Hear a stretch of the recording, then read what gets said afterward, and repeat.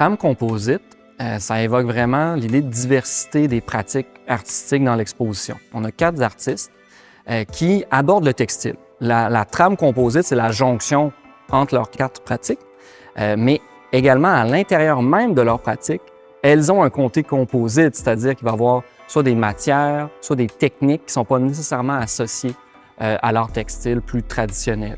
Ce que je voulais faire avec le projet de trame composite, c'était de rassembler 4 pratiques qui donnent un panorama, en fait, des arts textiles actuels au Québec. On a tous un rapport au textile qui est très corporel, qui est très intime, finalement, mais quand on l'amène dans une œuvre, on conserve un petit peu cette familiarité-là avec les fibres. Ici, c'est des artistes de recherche qui poussent très, très loin quelque chose de familier dans des avenues ou dans des zones qui nous surprennent. Cindy Dumais, ce qu'elle nous propose comme univers, c'est quelque chose de mystérieux, d'incertain également, et qui stimule la fébrilité.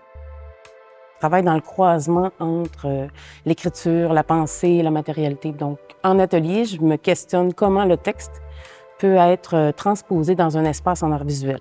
Donc, je suis une artiste qui est pluridisciplinaire. Je travaille pas juste avec le textile, je travaille aussi avec l'image, la peinture, la sculpture, le moulage. Donc, c'est vraiment multimédium. Mais toujours dans cette idée-là, comment le texte peut apparaître dans une œuvre puis nous faire vivre une expérience qui est plus viscérale, plus corporelle. Donc, les 2 grandes broderies, Dark Web et Wi-Fi Boy, c'est des canevas que j'ai exposés aux intempéries pendant 4 saisons à l'extérieur pour ensuite broder un collage de dessins que j'ai réalisé, donc toujours avec la brodeuse numérique, mais par petites sections. Ça parle en fait de la relation des enfants en général dans leur rapport à l'écran. Donc, c'est une réflexion quand même universelle, mais qui était basée sur des dessins d'observation de mon garçon. Un visiteur qui rencontre mes œuvres, je pense qu'il faut d'abord essayer de le comprendre par le corps, d'une façon peut-être plus viscérale avant d'être trop dans l'intellectuel. Je pense qu'on peut vivre une expérience formelle, puis ensuite lire, puis là se questionner. Le travail de Leila, pour moi, se traduit par le rêve, par le plaisir de l'assemblage. Et aussi, ça représente très bien ce que c'est le terme composite, d'aller piger dans plein de sources différentes pour faire un grand tout intéressant. Mon travail, ça tourne toujours autour de questions d'identité. J'aborde la question de l'identité culturelle comme un phénomène qui est vivant, qui est en constant mouvement, qui est hybride, qui est opaque et qui est complexe.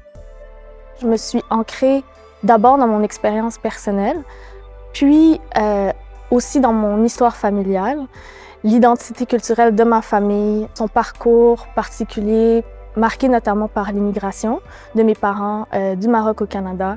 Mon processus de recherche est ancré dans d'abord la collection, l'agglomération, la sélection de différents éléments, images, objets, fragments d'objets, morceaux textiles.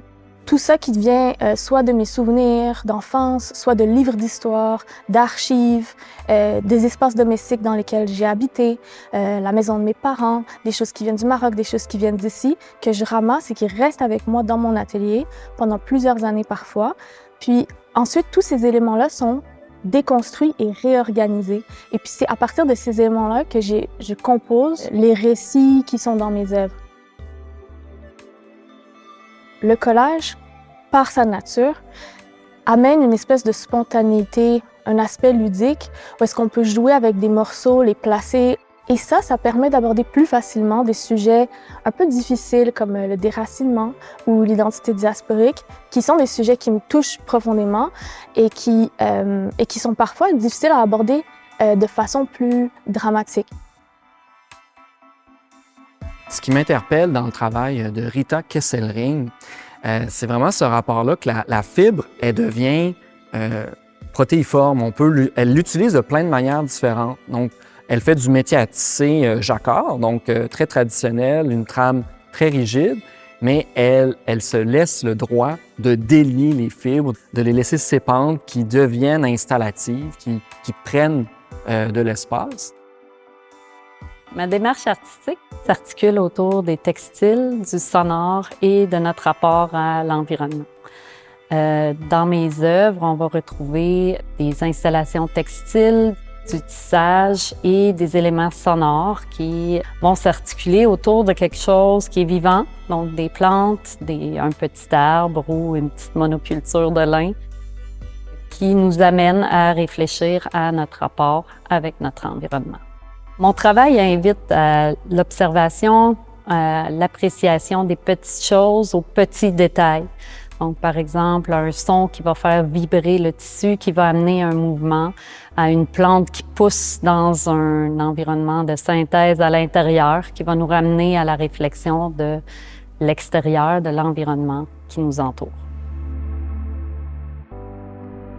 Alissa Bilodeau, dans l'exposition, ce qu'elle nous amène, c'est aussi un rapport au vivant, un rapport un peu plus dans l'étrangeté, en fait. Donc, on ne sait pas trop ce qu'on regarde avec ces sculptures qui sont crochetées, finalement. Donc, on sent que c'est comme artificiel. Elle intègre également de l'acier. Elle peut intégrer des petites pierres précieuses, peut-être de plastique, peut-être de silicone. Donc, qu'est-ce qu'on regarde? Est-ce que c'est un micro-organisme, un petit animal rampant, une plante préhistorique? Ou est-ce que c'est même carrément des objets peut-être radioactifs ou d'une autre planète? Je travaille beaucoup les formes biomorphiques avec le crochet. Donc, c'est des formes très intuitives, très organiques, puis un petit côté un peu étrange aussi, mais avec les couleurs qui sont très vives, très saturées, il y a comme une espèce de joie qui émane de ça. Dans mon travail, il y a toujours ce côté-là un peu kitsch qu'on peut voir avec les formes de diamants, les pierres du Rhin, les paillettes. Donc, cette joie-là, en fait, on la ressent beaucoup dans les matières puis dans les choix des couleurs. Mon travail en suspension, ça sert vraiment à créer comme une espèce de système qui est en flottement. Puis travailler aussi avec les pièces au sol, je trouve que ça fait comme un lien avec ce qui est sous terre et puis ce qui est en train de se produire. Il y a comme le titre Morphogenèse, ça le dit, c'est comme un peu le début de quelque chose. Ça fait maintenant plus de 10 ans qu'on organise à Laval un concours de dessin pour les écoles primaires de Laval et des environs. Et à chaque année, il y a un thème différent. Cette année, c'est « Ce que je porte, ce qui me porte ». C'est vraiment sur l'idée du vêtement identitaire. Donc, on s'est inspiré d'une œuvre de Leila Mestari, qui est dans la salle d'exposition, et qui est une espèce de vêtement sculpture dans laquelle on retrouve différents symboles identitaires et qui parle justement de son parcours migratoire et de comment une identité peut évoluer à travers le temps. On a demandé aux enfants de se prêter au même jeu, de trouver un objet ou un vêtement qui est important pour eux, d'en tracer la silhouette et à l'intérieur de venir faire des dessins de motifs ou de symboles identitaires forts pour eux. Trame Composite, c'est vraiment un projet qui a été commissarié à certains degrés à 5 personnes. Donc, vraiment ce désir-là d'être collaboratif. Puis, je pense que ça nourrit vraiment l'expérience de l'exposition. Ce que j'espère que vous allez vivre en visitant notre exposition, c'est des moments de contemplation intenses, proches de l'émerveillement ou de la curiosité. Approchez-vous, allez voir les films, allez voir les textures. Elles sont faites pour qu'on plonge à l'intérieur. J'espère aussi qu'il y a des moments où vous allez être un peu plus incertain ou incertaine, un peu ambigu. C'est correct. Je pense que c'est des œuvres qui ne se révèlent pas complètement au premier abord,